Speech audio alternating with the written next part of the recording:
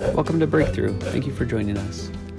Be sure to click the subscribe button followed by the bell icon so you don't miss any future videos. A shepherd leads, right? A pastor feeds. And Jesus wasn't asking Peter to go be the leader. He was saying, be the feeder, right? So he had a very specific task for Peter in mind.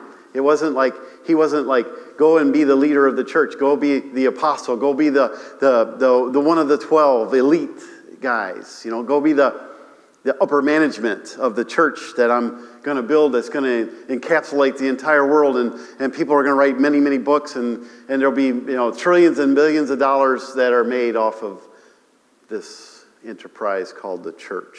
That's not what he was asking. He said, go feed my sheep, right? He said, they're very specific, my sheep, right? They're not your sheep, Peter. They're my sheep. Isn't it great when we really think about that? We belong to nobody but Jesus Christ. Amen? Amen? And I'm glad that you belong to Jesus. Amen? I'm glad you don't belong to me. I'm glad you're not my responsibility. Amen? You are Jesus' responsibility. Amen? And it's a privilege this morning for me to stand here and to throw morsels, okay? It's a privilege this morning. Amen?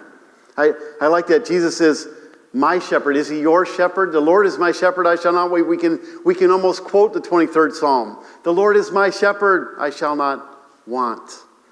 And yet we walk around wanting. We do. We really do, if we're really honest about it. Jesus was asking Peter to feed, to give out of the abundance that he has received. See, because if we really understood what we have as a Christian, if we really understood what we had, if we really did, we would give it away. Amen? Because only when we give away will God ever give us anything else. Amen? He's never going to give us anything more if we're not giving out what we already have. Isn't it true? All right? Wouldn't you just, I just little sidebar, wouldn't you have just loved to have been sitting on the side of the hill one day when Jesus sat down and began to speak the Sermon on the Mount, that great sermon, where he began to describe to everybody, this is how a Christian should act, this is how we should walk, this is how we should talk, this is how we should live our life. He began to expound this great teaching that had never been heard before. I would have loved to listen in on that sermon, that great sermon. Blessed are the poor in spirit, for theirs is the kingdom, right? Blessed, blessed, blessed, blessed. I would have loved to have been there.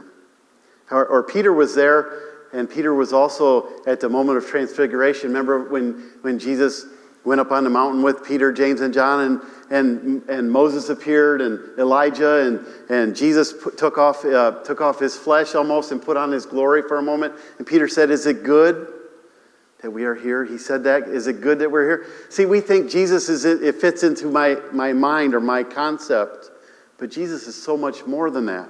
He's so much bigger, so much grander, so much more powerful than we give him credit for, right? Peter was there in all the big moments.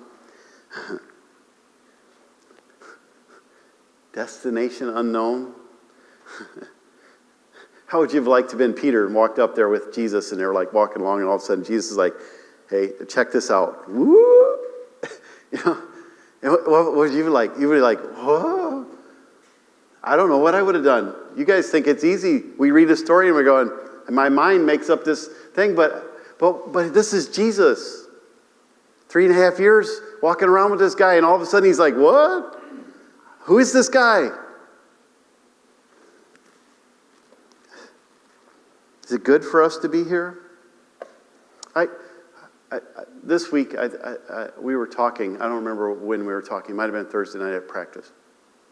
We're talking about this Psalms, chapter 1, it says, blessed is the man, blessed is the man, blessed is the man. And we talked about the tree.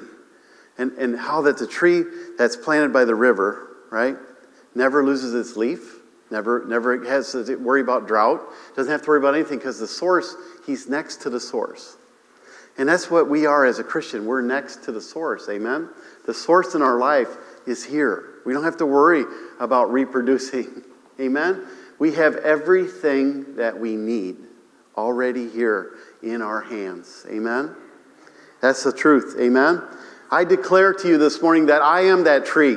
Amen? I am the tree that's planted by the river. I am the tree. Amen?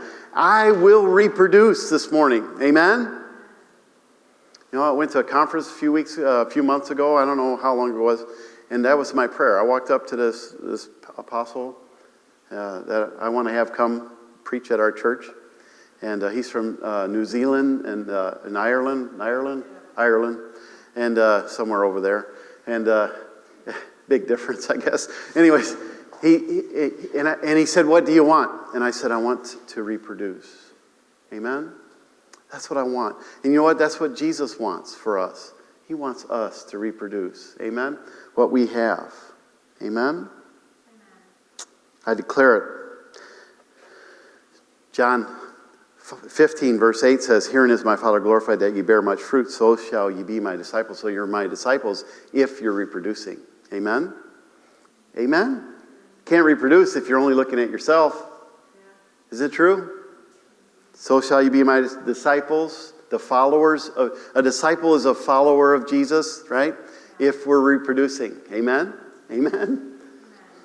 I always like to put a tagline on that little thought, though, that says, "Does anybody want what you have?"